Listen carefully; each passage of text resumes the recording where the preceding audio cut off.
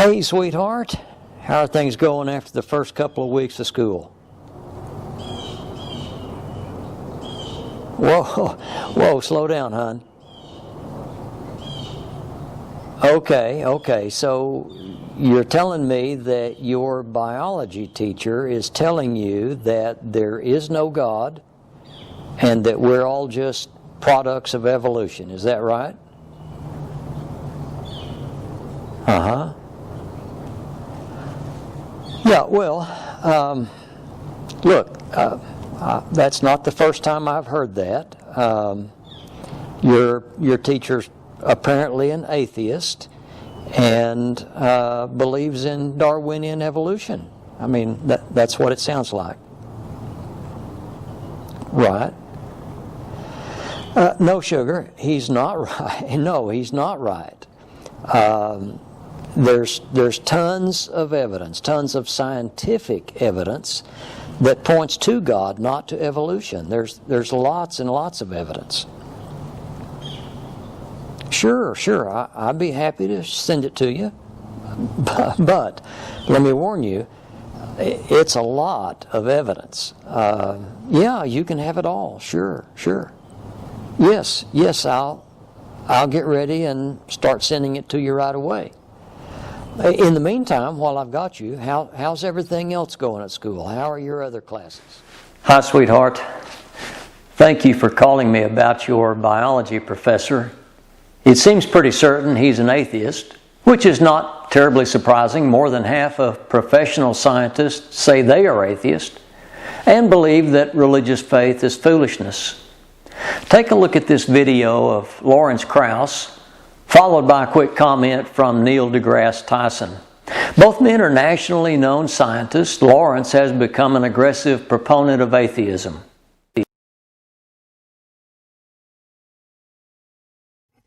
Of course religion is outdated in the 21st century. Most religious people, to respond, it's true that you may get many people saying they're religious, but none of them, in the first world at least, in the developed world, to first approximation, actually believe the doctrines of their faith. They like to be religious. They want to believe, to use something from the X-Files. They want to believe in believing. So that Catholics don't really believe that when a priest holds a wafer, it turns into the body of Christ. No one really believes that nonsense. I have, in the last week, spent more time talking to Jewish atheists than I can count. Most of the Jews I know are atheists, and they say it's perfectly reasonable to be Jewish atheists because there's other aspects of the Jewish religion they like. So the point is that the doctrines of religion are outdated, and that's for good reason. They were created by Bronze Age or Iron Age peasants who didn't even know the Earth orbited the sun. So the wisdom in those books is not wisdom at all. And people take the wisdom. In fact, we've actually learned something over the last 20 centuries, and science has taught us how the world works. Now, for science, the interesting thing as a scientist is that God is completely irrelevant to science. Most scientists don't spend enough time thinking about God to even know if they're atheists, because they try and understand how the world works, and God never enters into it. It's just completely irrelevant. And in fact, the more we've learned about the natural world, the more we've learned that you don't need any divine intervention to explain anything.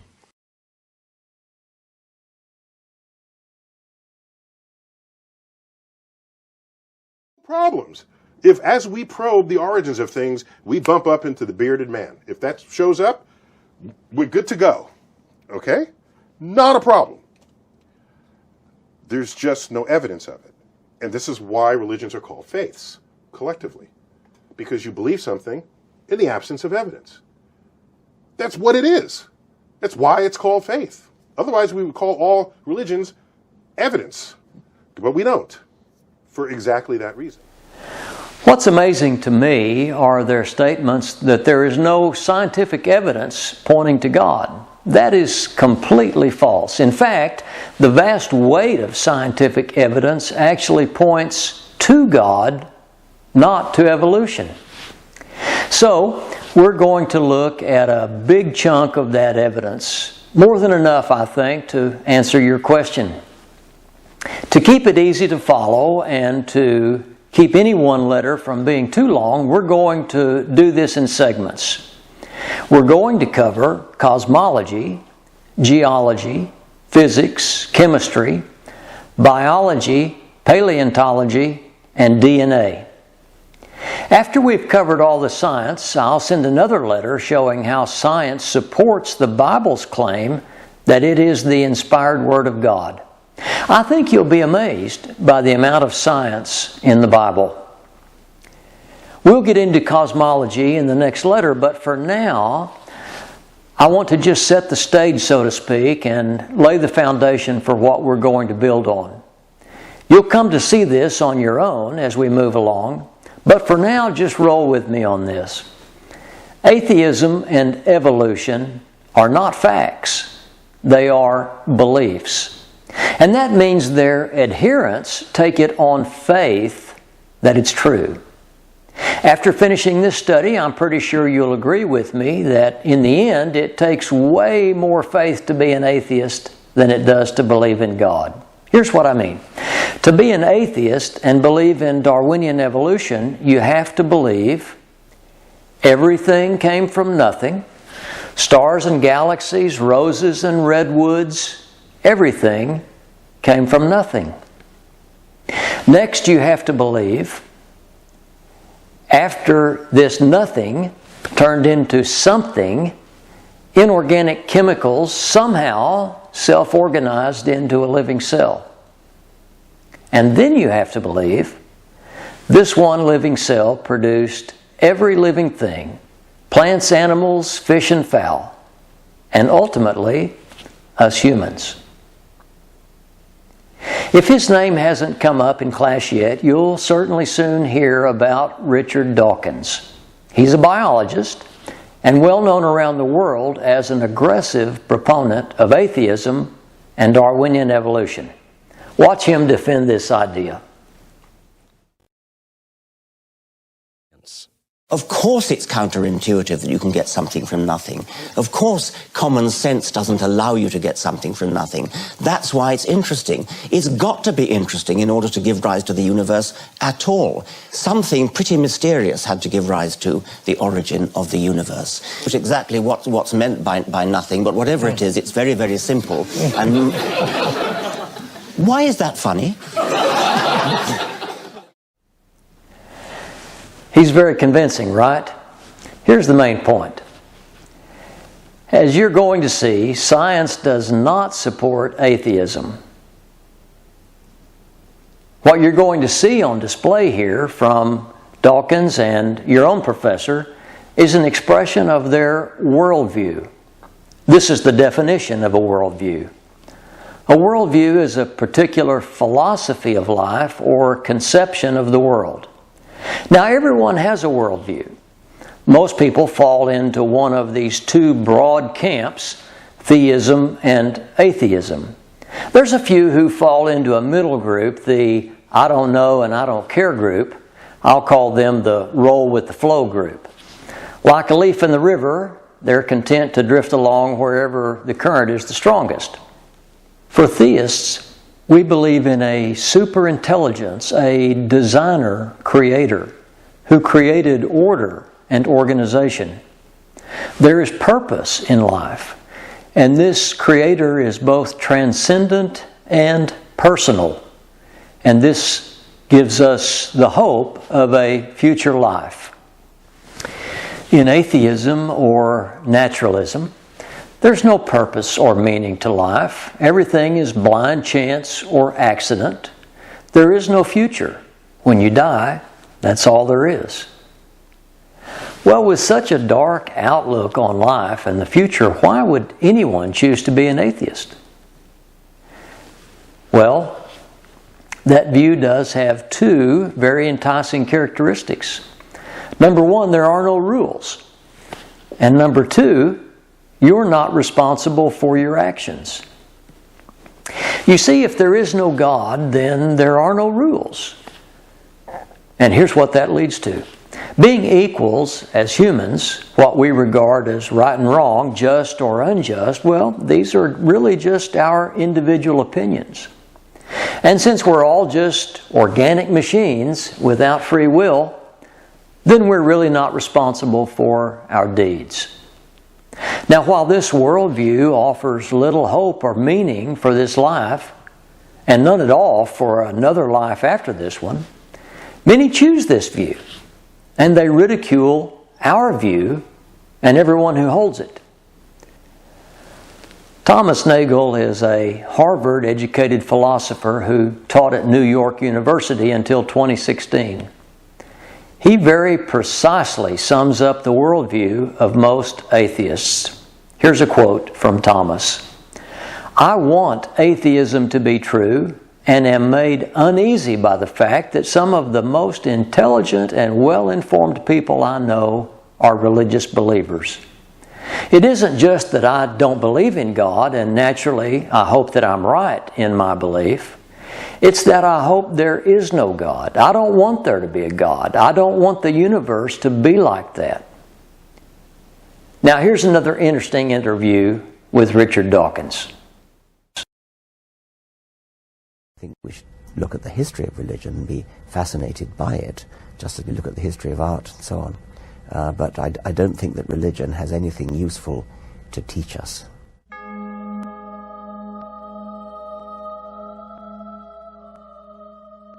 One of the main reasons why people are religious is because they're persuaded by the apparent design of living things. And that's completely destroyed by Darwin. If you actually read any book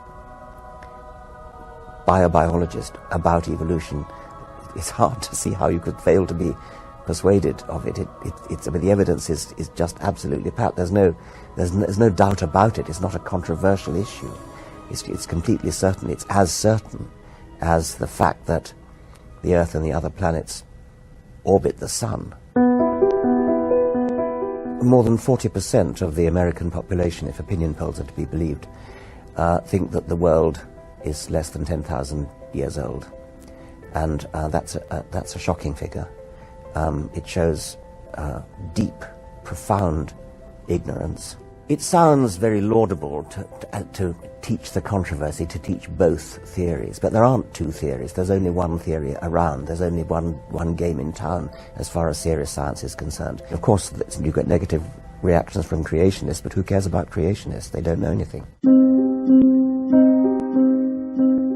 I think it was my father who first introduced me to Darwinian evolution. I was immensely moved by it, and it did start a roller coaster in a way, and then I started to become really quite anti-religious after that. I went through a sort of middle ground of what you might call deism. I think I gave up Christianity before I finally gave up the idea of a sort of creative designer of some kind. Darwin made it possible to be an intellectually fulfilled atheist. Before that, you could be an atheist. Hume was, for example, but it was quite difficult because you had no good explanation for why living things look so well designed. Darwin provided that. There are other reasons for being religious, like moral reasons, or people sometimes feel they have a personal relationship with God or with Jesus or with Muhammad or whatever it is. And that kind of reason for being religious would not in itself be undermined by Darwinism, but it's quite wrong to believe that science reduces humanity, that science somehow gives you a bleak, cold, empty, barren view of the universe and of life. Quite the contrary. Science is enriching and fulfilling. What's going to happen when I die? If I met God, in the unlikely event after I died, I think the first thing I'd say is, well, which one are you? Are you Zeus? Are you Thor? Are you Baal? Are you Mithras? Are you Yahweh? Which God are you? And why did you take such great pains to conceal yourself and to hide away from us?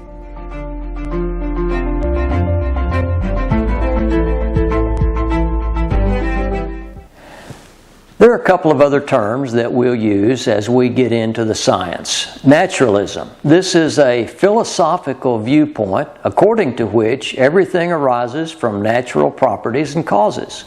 And supernatural or spiritual explanations are excluded or discounted. Another word for naturalism is materialism. They mean the same thing and are used interchangeably. The next is scientism. Now, this is an excessive belief in the power of scientific knowledge and techniques. Looking at the definition of scientism, this is probably the right time for me to express an opinion of my own. Scientism has become the religion of atheist scientists. Their faith is in science, and they want to convert you and every other student to their religion. That's why you'll find them aggressively pushing atheism in the classroom. I began this study years ago for my own benefit. You see, everyone, even me, eventually asks the question, is there a God, and how can I know? At the time, I just wanted to know for myself. But as you grandkids began to get near college age, I realized you were going to be confronted with these passionate professors. So I'm really glad you called. And I'm really glad I've got the information ready to share with you. We're going to be looking at science, not the Bible. But before we get into the science, let me make one quick reference to the Bible. We'll look at 3 short references, really, and that will make 3 very important points. The first from Psalm 19. The heavens tell about the glory of God. The skies announce what His hands have made. Each day tells more of the story, and each night reveals more and more about God's power. You can not hear them say anything. They don't make any sound we can hear, but their message goes throughout the world. Their teaching reaches to the ends of the earth. And now from Job 12. But ask the animals, and they will teach you, or ask the birds of the air, and they will tell you, or speak to the earth, and it will teach you, or let the fish in the sea tell you their wisdom. And finally from Romans 1. God shows His anger from heaven against all the evil and wrong things that people do. Their evil lives hide the truth they have. This makes God angry because they have been shown what He is like. Yes, God has made it clear to them. There are things about God that people cannot see, His eternal power and all that makes Him God. But since the beginning of the world, those things have been easy for people to understand. They're made clear in what God has made. So people have no excuse for the evil they do. Here are the 3 important points. God, as Creator, is the author of 2 books, the book of nature and the writings in the Bible. It's inconceivable to me that He would say one thing in one book and something different in the other book. So while we learn different things from each book, what each one teaches is both true and consistent with the other. But, and this is a very big but, as humans, we're sometimes incorrect in understanding what these books are telling us. Yes, we need to be convicted of what we believe, but we must always be open to learning something new and changing our beliefs when the evidence is overwhelming. Now, number 2, God does not ask us to accept Him on blind faith. He says that nature will teach us. He challenges us. In fact, He expects us to examine the evidence. Number 3, God says that the natural visible evidence is sufficient to prove His existence. And this evidence is sufficient proof to condemn those who deny Him. You do not want to be in that crowd. Now, there are 2 more points I'd like to make before we get into cosmology. Theism and atheism are not like politics, where you can be an independent and change parties every election depending on the candidates running. On the question of God, you can't be a little bit committed. You cannot have a foot in each camp. Whatever your decision on the question, you're all in. And finally, just like you and me, scientists are human. They're very smart, but they still make mistakes. They're always 100% convinced of what they believe, right up until newer research proves them wrong. History's full of examples of this, and you will see several times in the following letters. To say it another way, when we're talking about scientific knowledge, never accept the idea that the knowledge we have today is all the knowledge we will ever have. Advancements in technology and ongoing research often force adjustments and even corrections to what we believe today. Watch as Sean Carroll, a nationally known physicist from California Institute of Technology, watch as he talks about this idea. Those predictions have always been theories. How do you then go about proving a theory not to be a theory? And is that what we've actually done here? Has it been proven? Well, you know, science in some sense never proves anything. It's all about gathering evidence, reaching conclusions, because the overwhelming amount of evidence goes for one model rather than some other model. So, a good scientist gathers as much evidence as possible, evaluates all the evidence, and then draws conclusions. And that's exactly what we will do. We'll evaluate all the current evidence, and you'll draw your own conclusion. Okay, I think we've built a solid foundation here. So in the next letter, we'll jump right into cosmology. In the meantime, continue to study hard, call your mom, and Mimi would love to hear from you too. I love you, sweetheart.